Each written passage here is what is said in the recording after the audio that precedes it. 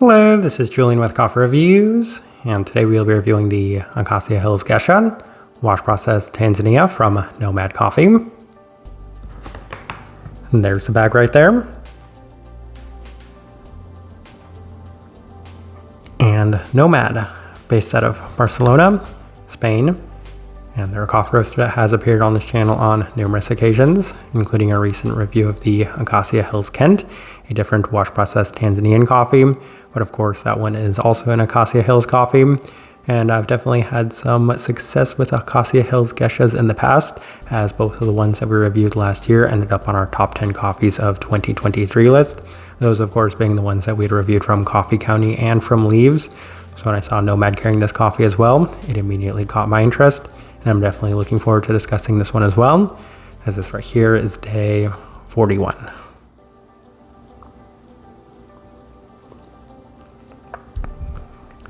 And recipe we went with for this coffee was our standard recipe at a 16:1 water to coffee ratio, brewed at 96 degrees Celsius, about 205 degrees Fahrenheit. And I like this one best through the V60, which indicates a more medium fine grind. Roast profile for this coffee.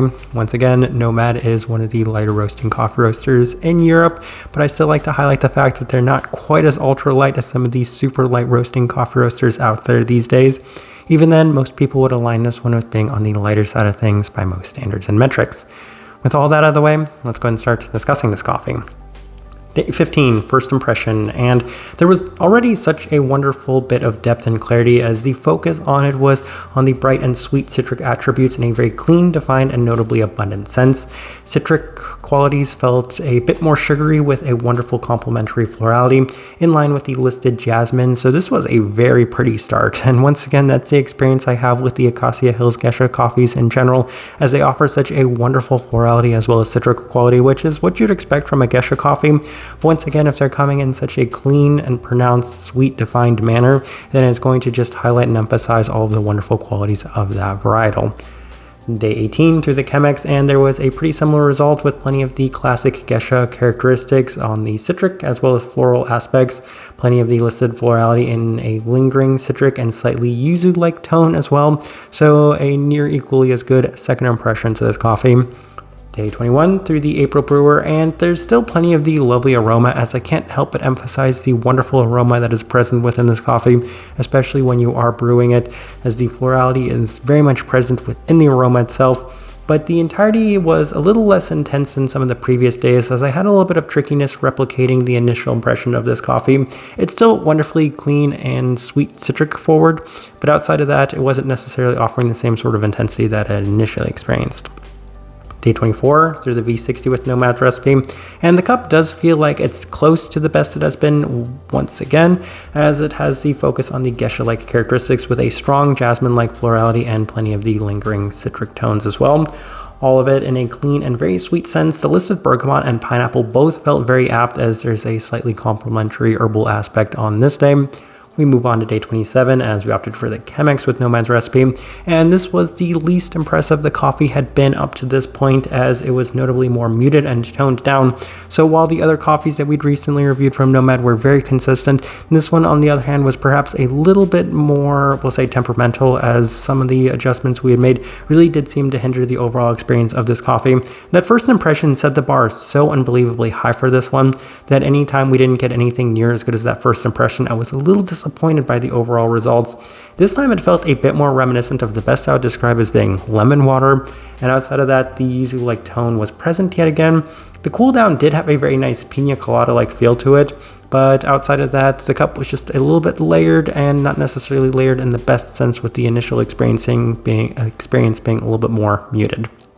Day 30 through the V60 with our standard recipe, and this one's much better. The cup does continue to radiate the very clean citric and floral qualities with a very high level of sweetness.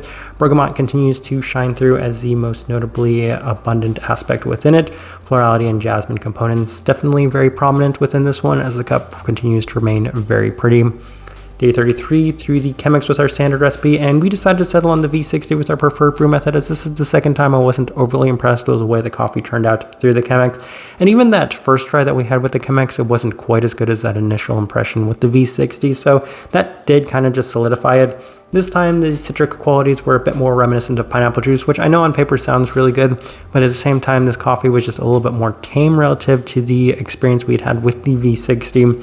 Florals are much more of a secondary aspect in the cup today, and I was very happy with the florals. So the citric qualities in this are very nice. I'm not the biggest fan of citric qualities, but when they're coming out a lot more sweet, then I'm definitely going to enjoy them significantly more. But given the florality was also very sweet, but mostly very clean, well-defined, I really wanted a lot more of the floral qualities in this one to shine through. So having those qualities be secondary to I'll admit, very nice citric quality is nice, but not necessarily what I wanted to get the most of from this coffee. Day 36 through the V60 with our standard recipe, and I'm glad we got it back to its best because this was the day we made the tasting wheel as well. Extremely well-defined citric and jasmine tones to the cup. Additionally, there's a very nice candied sweetness in the finish, lending itself towards a great day and very reminiscent of that first day, but notably better with the overall rest and time we've allowed this coffee. All right, let's go ahead and put up the tasting wheel so you can see what we're getting.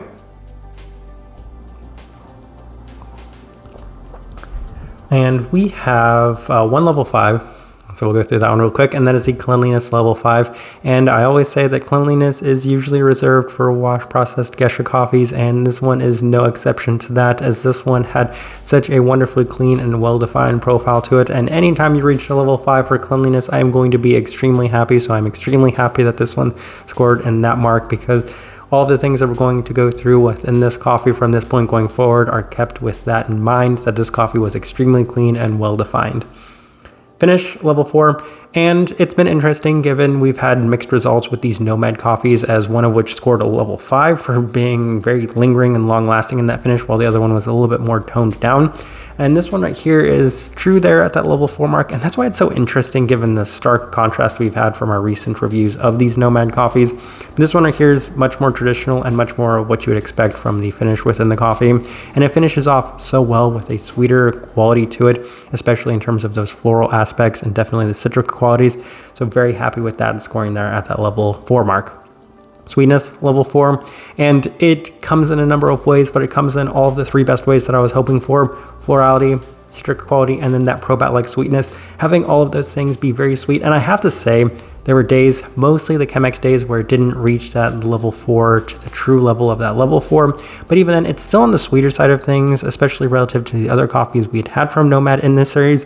This one had a very nice initial impression to it in terms of that sweetness, and that was probably the most present and prominent component throughout. Especially compared to those other 3 coffees, this one was much more justified at that level 4 mark. Very happy with the overall sweetness within this one.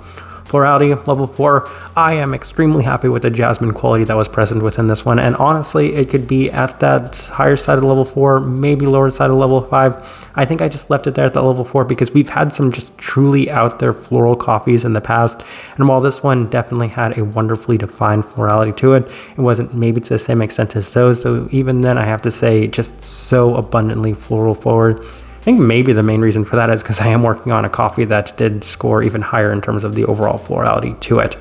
We move on. Citric fruit level 4, and once again they have 2 citric notes listed on here, bergamot and I think pineapple, and I could definitely see the pineapple being the more abundant of those 2 qualities, and bergamot for me has a very specific sort of profile to it, and I could see it a lot within this coffee, though maybe not necessarily to the same extent or definition as we've had from some of the Colfea Circular coffees in the past. Even then, it's definitely got a very prominent citric tone to it, and I'm very happy that the citric tone was much more in line with sweetness as opposed to something like a bitterness. 2 level 3s. So we'll go through those, and we'll start with the acidity at the level 3. And I think it's been so interesting that none of these Nomad coffees scored overly high in the acidity. And it's a bit reminiscent of the Manhattan coffees that we reviewed in the past, as not all of them were overly bright coffees. And this one was no exception to that either, as it was on paper something that could have maybe scored a little higher in the brightness. But even then, making this tasting wheel alongside of some of the other coffees, especially that Acacia Hills Kent, then I could definitely see this one as having a little bit less brightness to it. Not necessarily a big factor or deal for me.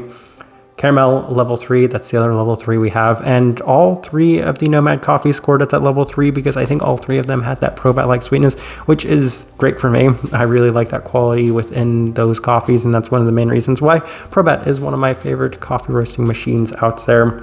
Last thing worth discussing, body level 2, and I think that was kind of interesting because we are working with a Gesha, so on paper it could have easily scored at that level 1, but it did have a slight bit more texture and body to it, justifying it being a little higher at that level 2 mark. But as I'm looking at this tasting wheel, I do think it's a pretty good representation of what I was getting from this coffee. All right, so my overall thoughts and impressions of this coffee. This one was by far my favorite of the Nomad coffees, and it continues to demonstrate just how much I enjoy this coffee in particular. This Acacia Hills Gesha is a wonderful coffee, and when I was able to get this one at its very best, it definitely shone through as being one of my favorite coffees that we've had this entire year. I think the only thing that's really holding this coffee back from really earning itself a nailed-on place in our top 10 coffees of the year list is the inconsistencies, because there were times with this coffee where it wasn't quite as good as that initial impression, and I think the reason it's kind of hindering the overall experience of the coffee is because the bar was set so high based off the experiences I'd had of these Acacia Hills Gesha coffees last year. And then that first impression, I'm like, this Acacia Hills Gesha is just special in general, and I will continue to buy it from any coffee roaster that offers it, that catches my interest. But given the kind of ups and downs of this one, I think that the kind of lingering sense on this one was, it's a little inconsistent. I could have done maybe a little bit better with this coffee, and maybe there was even more to be found within this one. Even then, at its very best, it is a top 10 coffee of the year contender for me at the very least. And given that it is a Tanzanian coffee, I feel like it earns a very good shot at finishing in that top 10 coffees of the year list, mostly because it's not in an overly competitive market, and it does offer something a little bit different, even if it did offer a very traditional Gesha-like profile to it. Type of person I would suggest this coffee to.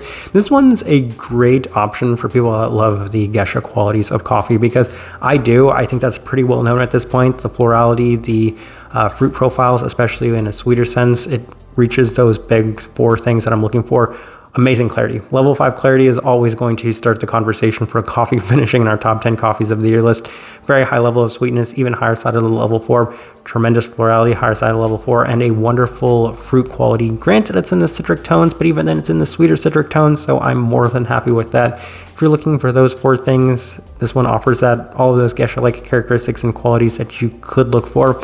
And this is actually a relatively cheap coffee compared to some other Geshas out there. Like the Acacia Hills Geshas, I've never had one that's been overly expensive just compared to Geshas in general. So this could be a good fit in that sense. Kind of the best direction I can point somebody towards for this one, and also the best way I can leave this review.